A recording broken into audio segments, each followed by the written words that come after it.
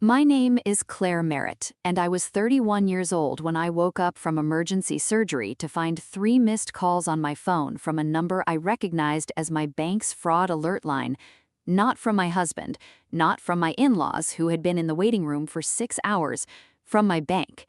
I had been in surgery for an appendix that had decided to announce itself at 11 on a Tuesday night, the kind of medical emergency that gives you no warning and no time to prepare, that takes you from fine to ambulance in under 2 hours. I had gone under in an operating room with my husband holding my hand in the corridor outside, and I had come back to a recovery room, groggy and uncomfortable, and reaching instinctively for my phone, the way people do when they resurface from unconsciousness and need to locate themselves in time. And the first thing I found was 3 missed calls from my bank flagging unusual account activity. I called back before I called my husband. I do not know exactly why. Some part of me that was still half sedated and operating on instinct understood something before the rest of me had caught up. The bank representative told me that a removal request had been processed on our joint account at 2:17 that afternoon, while I was in surgery, removing my name and my access from the account I had contributed to every month for 6 years. My husband's name remained. Mine was gone. I said, "I did not authorize that." She said, "The request was made by the primary account holder." I said, "We are joint holders." She said, "The account was originally opened in your husband's name before you were added." I said, "I see." I said, "What do I do?" She told me. I wrote it down on the notepad beside the hospital bed with a hand that was steadier than I expected it to be. Before I tell you what I wrote, please hit like and subscribe. Drop your city and your local time in the comments. I love knowing where you are when you listen to this. Now, let me tell you what happened next. I called my husband before I called anyone else. He answered on the second ring with the careful voice of a man who has been waiting for a call he does not know how to receive. He said, "Claire, you are awake. How are you feeling?" I said, "I am feeling like I have 3 missed calls from our bank." He was quiet for 4 seconds. I counted. He said, "I can explain." I said, "I would like you to." He said, "My parents thought it would be a good idea, while things were uncertain, to make sure the account was protected."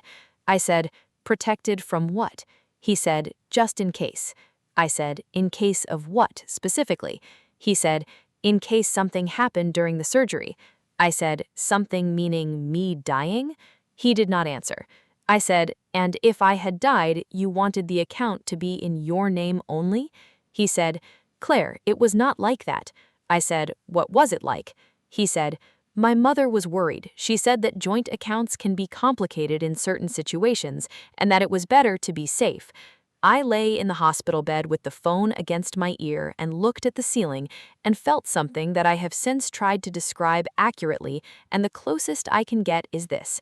It was not anger in the hot, immediate sense. It was something colder and more complete.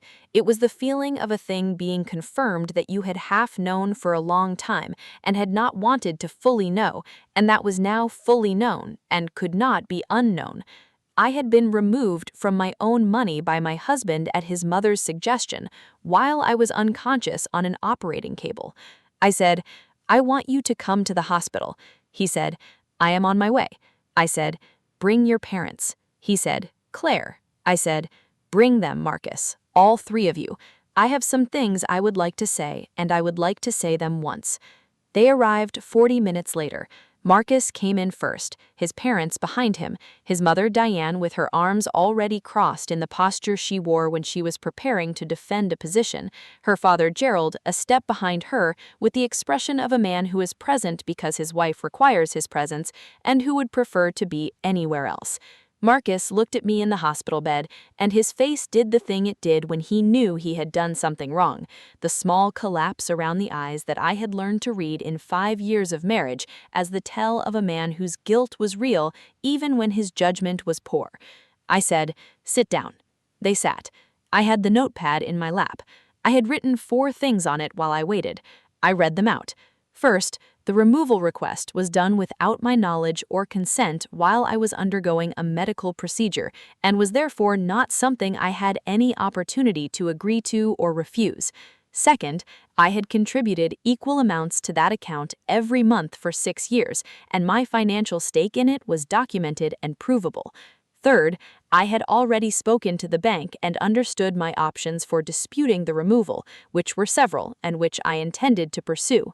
Fourth, I would be contacting a family law attorney in the morning to understand what the account removal meant in the context of our marriage and what my rights were going forward. Diane said, "This is an overreaction."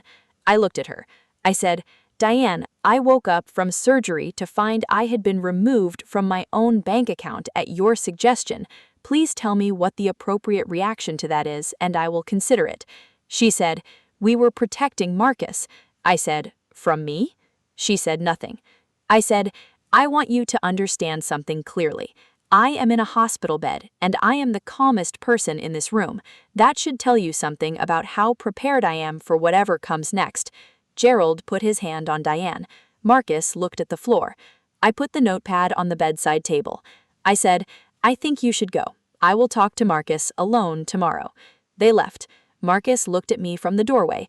I said, "Tomorrow, Marcus." He nodded. He left. I picked up the notepad and added a fifth item. I dated it. I had been awake for 2 hours after surgery. I already had a list. The attorney I called the next morning was a woman named Susan Park, who specialized in matrimonial finance, and who had the brisk, information-dense manner of someone who bills efficiently and respects your time. I told her what had happened in under 5 minutes. She was quiet for a moment, and then she said, "The removal itself may be legally contestable, depending on the original account agreement and your state's joint property statutes." She said, "What I want you to do before you leave the hospital is request a full transaction history from the bank going back 12 months and have it sent to your personal email, not your joint email, and not to the house." I said, "Already done." She said, "Good." She said, "I also want you to open a personal account in your name only at a different institution today, from your hospital bed if necessary, and transfer your direct deposit to it immediately." I said, "I did that this morning." She said, "You did this from the hospital?" I said, "I had time and a phone and a lot of motivation." She was quiet for a second, and then she said, "Claire, I want to tell you something. Most people who call me in situations like yours have not done any of what you have already done. They are in shock. They are reactive. You are 3 steps ahead of where I would expect you to be." I said, "I had good night to think." She said, "What do you want the outcome to be?" I said, "I want my financial independence restored and documented. I want my husband to understand what his parents did and what he allowed, and I want to know whether this marriage can survive that understanding." She said, "Those are 2 different tracks, and I can help you with the first one. The second one is yours." I said, "I know." I said, "I am working on both." I went home from the hospital on a Thursday. Marcus picked me up. We drove in a quiet that had the particular quality of 2 people who have a great deal to say and have agreed, without discussing it, that the car is not the place to say it. We sat at the kitchen table that evening, and I put the notepad between us, and I told him everything I had done in the 2 days since I had woken up to those missed calls: the new account, the transaction history, Susan Park, the documentation. He listened without interrupting, which was something he had learned to do, and which I credited him for. When I finished, he said, "I should not have let them do it." I said, "No." He said, "I was scared."